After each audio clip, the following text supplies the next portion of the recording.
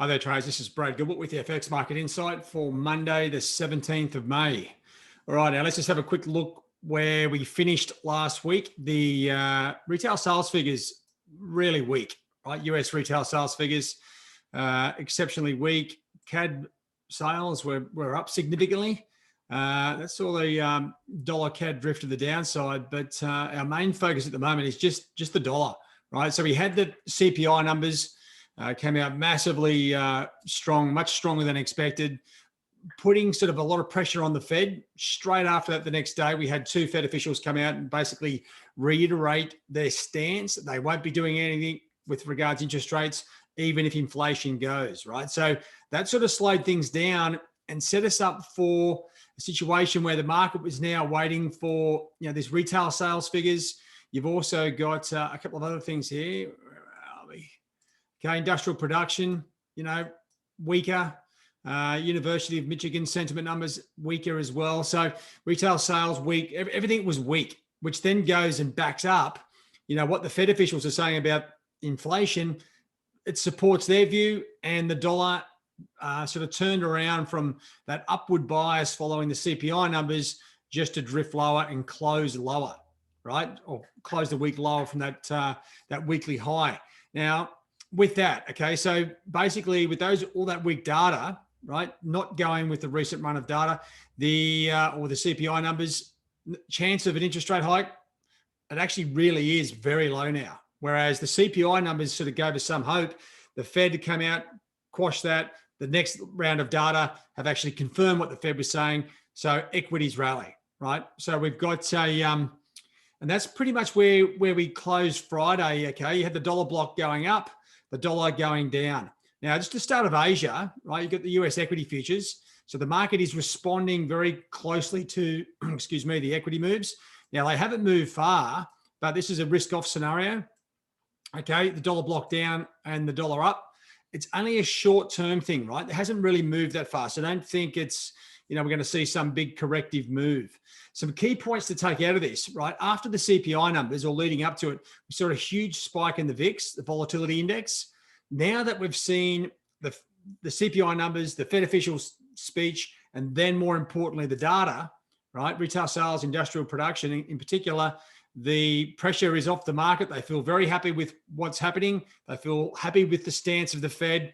Equities rally. Treasury yields, well, I'll tell you what, they're still up, but the focus is off them somewhat, right? We are now sort of looking at equity markets, the bounce, a risk-on scenario overall, right? You look at the, obviously the dollar index, it's sort of trading mid-range, still, it hasn't fallen, but you know what? It's really taken the heat off. So with this, it's a real shame because now we have to wait for the data to build up, et cetera, et cetera. And this week, we don't have much or very little US numbers. So we've got some European numbers, Aussie data, UK, everything else is coming out. So don't worry about the US dollar so much this week because it's going to come down to the other currencies. Now, the good thing is I've just redrawn all my trend lines here. You can see we've got support and resistance on pretty much all pairs. The dollar index, dollar Swiss, well, not really dollar yen. It's up there with the pixies doing its own thing. At a very short-term support line here in dollar CAD, resistance, and I like the dollar block better, right? Euro, let me just highlight Euro, Sterling, Aussie, and Kiwi. These pairs, I think, will have room to bounce now, but they need their own local data to be strong, and that's where we'll get the bounce. So if anything, I think they've been reignited. We could see these currencies shoot to the top side, but as I said, we need good data. The good thing is we've got support and resistance, right? And I think resistance is going to come into play more as a target.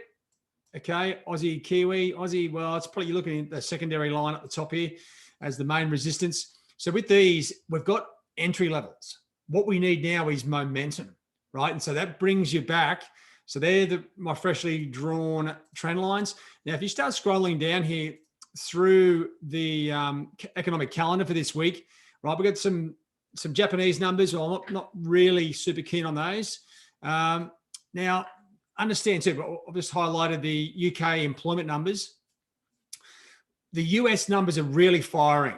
right? The offshore numbers haven't really connected like the US numbers just yet, but this may be the week where they do, right? Traders are focusing very closely on the US macro. It's almost time for these other countries to start trading normally, if anything, right? So we got UK data there, very important. The probably, well, actually employment, you know what, with the pandemic and the delay in the UK, the extra lockdown, now they're coming out of it. It'd be interesting to see if it really does impact. Might be too early for the employment numbers. GDP in the Eurozone, one of the few numbers coming out this week, housing starts in the US. Got some wage inflation numbers, price index in Australia. It's going to be very important, especially with the unemployment figures out on Thursday. And here we have another run of UK data, CPI, RPI, and even the PPI, okay, producer price index, retail price index, consumer price index, all coming out. That's obviously common, but you know what, if we get strong numbers in the UK, like really good employment numbers, and that's backed up by the strong inflation numbers, well then, you know what, sterling here has really got a macro reason for rallying. So keep an eye on that. We've got some few of the inflation numbers coming out of the Eurozone. Then you come back down here to Canadian CPI, obviously very important for what's going on, especially from what Bank of Canada told us a few weeks back about them potentially bringing forward interest rate moves by 2 years. That'll go a long way to sort of confirming that or not. You know what? And if inflation is massively weak, well, it doesn't make the Bank of Canada look silly, but it makes their projections probably wrong, and we may see a massive rally in dollar CAD. So keep an eye on that. That stems from the Bank of Canada decision a few weeks back. And that's why you need to follow what's going on each week. Aussie employment numbers. Well, once again, like the UK, employment numbers in Australia and elsewhere outside the US haven't really been igniting the market as the US numbers have. But this may be the week, as I said. You got the weekly numbers there out of the US. Always keep an eye on that. Philly Fed Business Index, one of the few numbers coming out this week. And then we come back down here to retail sales, really in the UK. So big week, employment, CPI, PPI, retail sales in the UK. It's a big week for sterling, right? So with that, you should already be thinking, okay, I'm going to get some sterling charts up and all the sterling crosses, because that's where a lot of action is going to be. And to finish the week, we've got Canadian retail sales figures there as well, and some PMI data out of the States just to finish us off. But you know what? We've lost our key numbers there from the US, right? First 2 weeks, you got the non-farms, you got the CPI, everything's rocking and rolling. Now we've got a bit of a diffused US dollar, which is probably going to drift sideways unless we get some movement on the other currencies, right? So what we're looking at is specifically, as I've just shown you on the calendar, sterling is going to be huge, right? So go to your sterling template, get up all your sterling crosses and start going through your trend lines like you do with the majors, and see if you can pinpoint the best potential pairs to be trading. Euro is going to be along for the ride. It gets a couple of days of Aussie data there as well. So keep an eye on that, and also dollar CAD, right? So really, to me, the main pairs in focus will be sterling, Aussie, and CAD. I do like Euro, but we need something out of the Eurozone or the US to really get that thing moving. Outside of that, the other pairs will be reactionary. These ones will be at the forefront because they have the data. And we're just going to try and piece together now what's going on across the board. So with very little data in the US, it'd be an important week to keep an eye on the equity markets. Of course, keep a close eye on the treasuries and see if they're impacting. Right now, it's telling me that the equity markets are in play.